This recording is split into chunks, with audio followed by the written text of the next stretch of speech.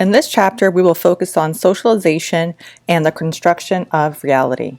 Paradox: the most important aspects of social life are those concepts we learn without anyone teaching us. Socialization is a process by which individuals internalize the norms of a given society. Using examples in the paradox animation as an example, let's discuss our own socialization. Come up with several examples of how you have been socialized to fit into society and share your examples. Socialization is a process by which individuals internalize the values, beliefs, and norms of a given society and learn to function as a member of that society. Socialization is also a lifelong process by which people develop a sense of self. The process by which people learn their culture, they often do so by entering and disengaging from a succession of roles. They do this also by becoming aware of themselves as they interact with others. In various institutional settings of socialization, which are agents of socialization, we learn to control our impulses, think about ourselves and others, and members of different groups. We value certain ideals and perform various roles. There are some limits to socialization. Socialization cannot explain everything about a person's development and personality. Some things that may also influence a person's development and personality includes biology, a combination of biology and social interactions. Have you ever been told that you act just like your mom? You just get angry like your dad? Some speculate that some of these traits are biological. However, sociologists would argue that those traits were developed also through socialization. Several theorists have put together ideas about the process of socialization. The first theorist that we will talk about is Charles Horton Cooley. He argues that our image of who we are is called the self. When we interact with others, they gesture and react to us. And we can imagine how we appear to them based upon their reactions. We judge how others evaluate us, and from these judgments, we develop a sense of self or self-concept. Cooley's symbolic interactionism is a type of theory based upon meanings and symbols. And George Horton Cooley is an American sociologist, and he introduced the idea of the looking glass self. Like looking at our physical body reflected in the mirror, we see our social selves reflected in people's gestures and reactions to us. Development of the self does not depend on accurate evaluations alone. Even if we grossly misinterpret how others think about us, those misjudgments become part of our self-concept. Cooley would not say that our development ends at childhood. He argues that development is ongoing and also a lifelong process. So I'll give you an example. One of my professors in graduate school shared that when he was working at a construction site during the summer between his college career, one of his colleagues was named JD. And he asked JD, "What does your name mean?" And JD said, "Juvenile delinquent." He learned that JD has been in and out of the prison system most of his life. So that name, that label that his father gave him became part of his identity. How have labels or others' evaluations shaped your sense of self or your identity? George Herbert Mead argued that development occurs throughout childhood. In particular, children will develop the idea of I, me, other, and the generalized other. Mead believed that children began to develop a sense of self at about the same time that they began to learn language. Children learn about the sense of self through imitation and play. Mead argues that there's 4 stages of role-taking that helps develop a sense of self. First stage is language and imitation. This is when kids learn words, like by pointing to objects, parents can say the word and the kid develops that language. Kids at this stage also imitate. As we see from this picture, the little boy is learning to mow the lawn, maybe mimicking one of their parents. And then also play, just sharing and playing with toys and learning how these things function and what those objects mean for the self. When games get more complicated, we have role-playing, and this is when the self learns who they are in relation to other people or other players. So when you're playing a sport, you have to know about not only your position, but the positions of others to play the game effectively. Kids also learn to play and develop themselves through role playing. We can play things like house, school, and doctor. We learn about other positions through play. And the more developed or mature stage is when we develop the idea of the generalized other. Children learn to play complex games requiring simultaneously understanding the role taking with several other people, and this is called the generalized other, which involves the application of cultural standards to the self. And so children at this stage think about what other people are thinking about them. They think about what society is thinking about them. They know others are watching them, and they're not just simply watching other people. The next theorist we'll talk about is Erik Erikson. Erik Erikson developed a psychosocial development throughout the course of a lifetime. So unlike Mead, who thought that development stopped at a certain level in childhood, Erikson says that we develop throughout a lifetime. However, some people may get stuck in a particular stage when they are not able to overcome a conflict. So think about this. When you reflect on your own life, who would you argue best explains who you are? Mead or Erikson? Now onto agents of socialization.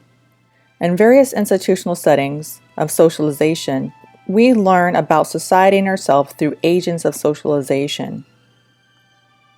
Some examples of agents of socialization are families, schools, peers, the media, and total institutions. Each of these agents of socialization has a different impact on us depending on where we are in the lifespan. For instance, the family is very influential for young children, but older children and adults are heavily influenced by peers. So think about your stage of life. What agent of socialization may be more important to you? Again, some are families, neighborhoods, religion, daycare, school and peer groups, workplaces, media.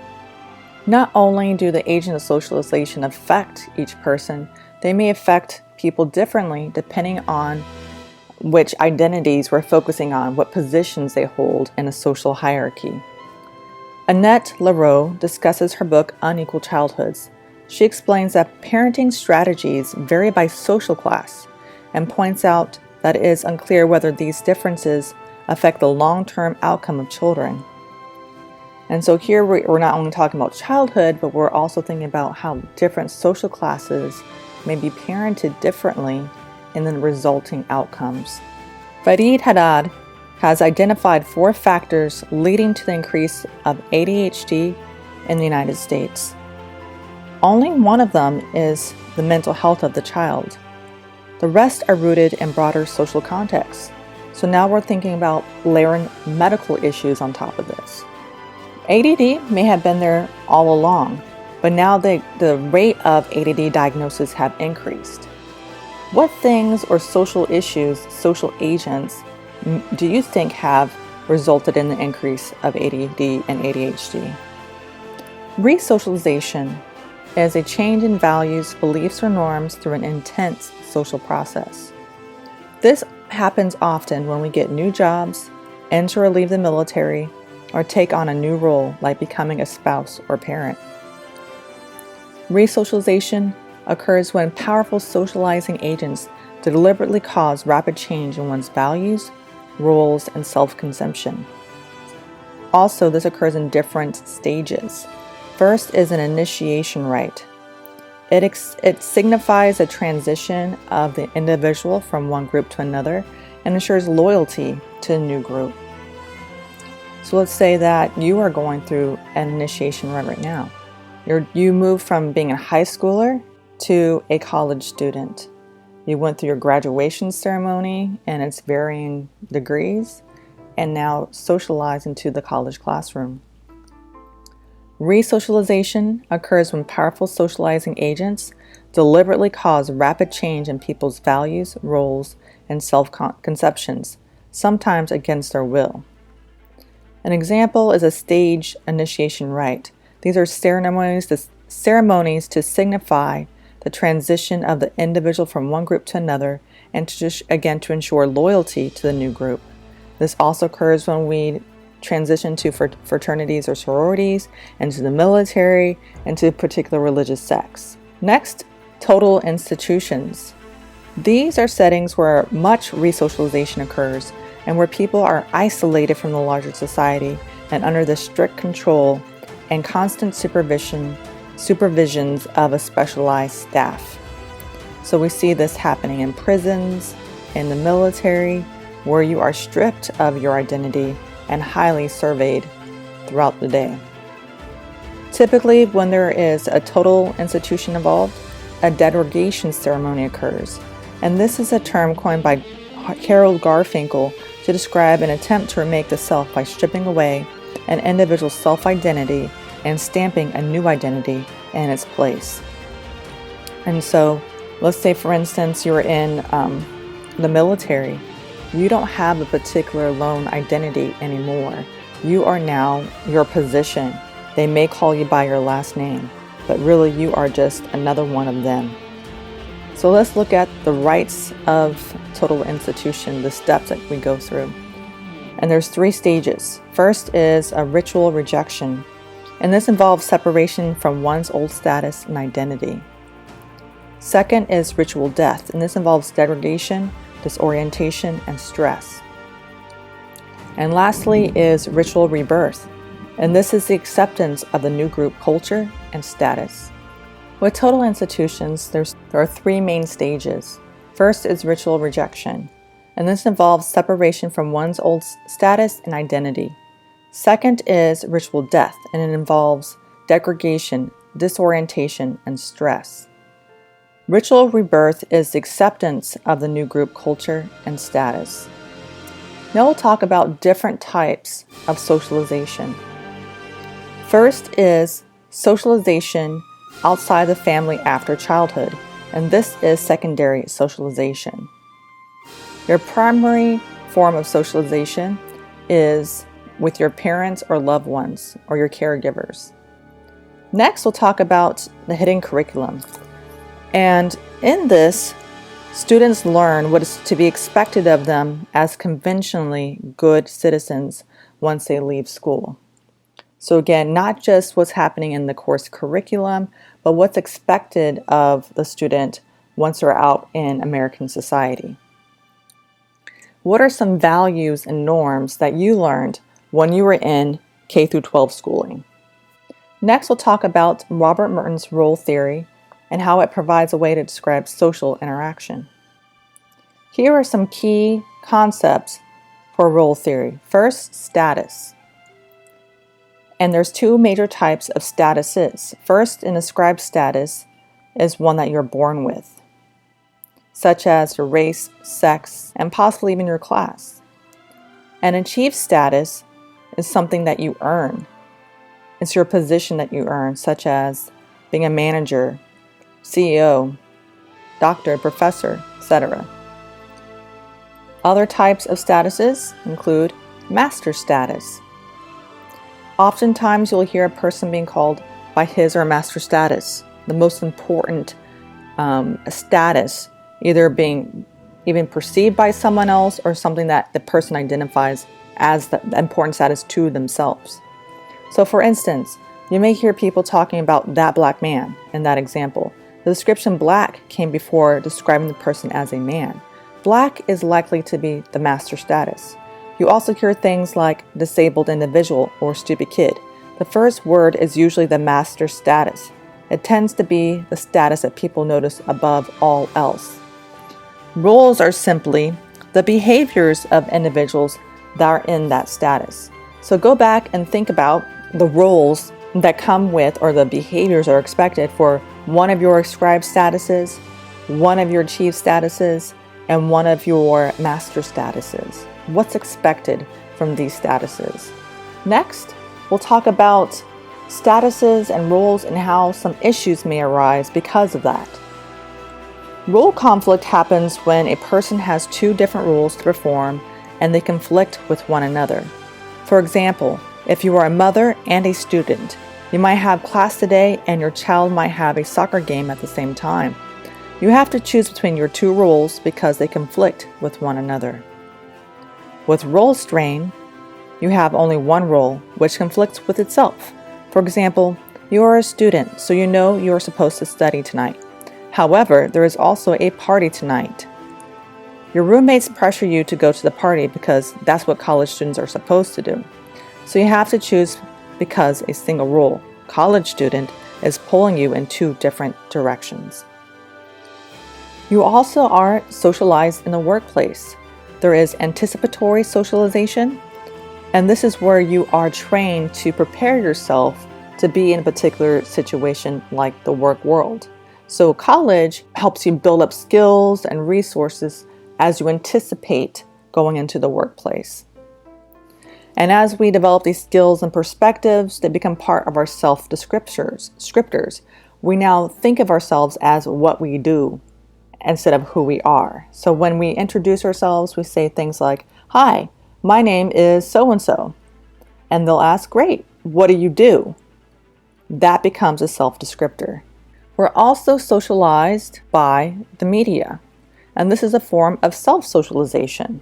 The mass media includes television, radio, movies, videos, CDs, audio tapes, newspapers, magazines, books, the internet, and so much more. Typically, we think the media is used for stimulation and entertainment. However, it's also a form of self-socialization. It influences how we think, what we believe, and what we do. People tend to choose media influences that are most widespread. Fit cultural standards are made appealing by those who control mass media. In other words, not all media influences are created equal. Next, we'll talk about gender roles and what is expected behavioral norm for particular genders. So as soon as a baby is born, we are socializing him or her or they into specific roles.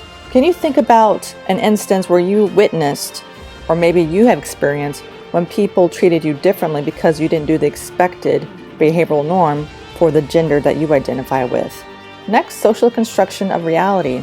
Social construction is an explanation of how people give meaning or value to ideas or objects through social interactions, and it is an ongoing process that is embedded in our everyday interactions. For example, suppose you're walking down the street and you witness a woman slapping a man in public. What are the possible meanings of that situation? Depending on how hard the slap is, it could be a fight or spousal abuse.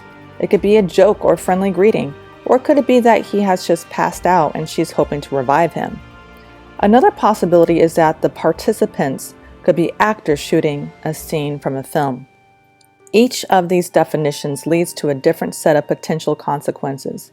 You might intervene, call the police, stand by and laugh, ignore them, summon paramedics, or ask for an autograph, depending on which meaning you act upon. Each definition of a situation leads itself to a different approach, and the consequences are significant. Next, we'll talk about the social construction of reality. And in particular, this is focusing on symbolic interactionism, which begins about meanings. Now we'll talk about theories related to the social construction of reality, starting with symbolic interactionism and Goffman's dramaturgical theory. We all know that we act a certain way depending on the context. In a job interview, we put our best foot forward. When we're at a family dinner, we watch our language. Goffman suggests that every interaction we are part of works this way, that we're always aware of our performance. And so he takes the analogy of the stage. The front stage is the act, what you're playing as the actor, the role that people expect of you. The backstage is what gets real, and that you're trying to not necessarily put out for the whole world to see. Maybe their most intimate associates or friends get to see that backstage, but often we don't want to share that with others. Ethnomethodology is the study of people and how they live. And so this is the research methodology. And so a researcher will go into a community, live with them, observe them, speak with them, really trying to learn how they do culture, how they do everyday life. So what would you study? Who would you study? How would you do it? What could be some consequences or some issues you should think about when you step into another person's world? Next, Herod Garfinkel, and he developed this idea of a breaching experiment to really identify what our social norms are. Garfinkel suggested that there are unwritten rules in place in society, and the best way to figure out how important those rules are is to break them. If you get a very harsh reaction from bystanders, you know the rule must be fairly important. If people don't notice or don't pay too much attention, you will know that the rule you broke is not highly valued by that group. So maybe watching those television shows where you see people pulling prank, those are typical breaching experiments. We don't expect those things to happen. But what's interesting is not the prank itself, but people's reactions. That will tell us what's really normal and what is deviant. Now our social reality is changing, especially with the internet and how we do social interactions in person and also online. Relationships used to be based mainly on physical proximity, or how close we were physically to a person. But we are now as likely to form non-territorial relationships based on common interests and access to technology that keep people together even when they are physically apart. Using new technologies like digital video webcams, we can interact with each other outside of physical co-presence. So how have new technologies affected your interactions and how you identify? How have these new technologies affected how you interact with systems of education? Also, we are socialized by unexpected changes, such as when 9/11 happened.